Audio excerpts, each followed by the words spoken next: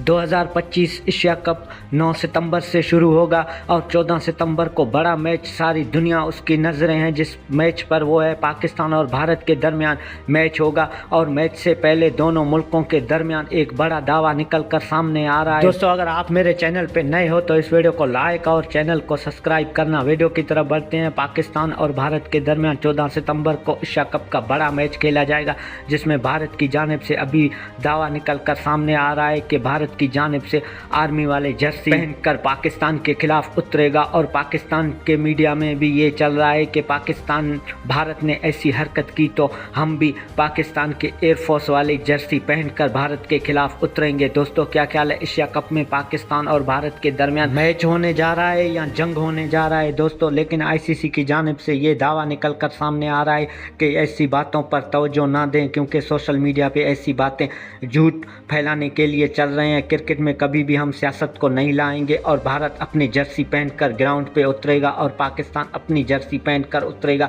Cricket में कभी भी हम सियासत को नहीं घसीटेंगे, नहीं तो फिर सारी मुल्कें ऐसे ही दावा करते रहेंगे।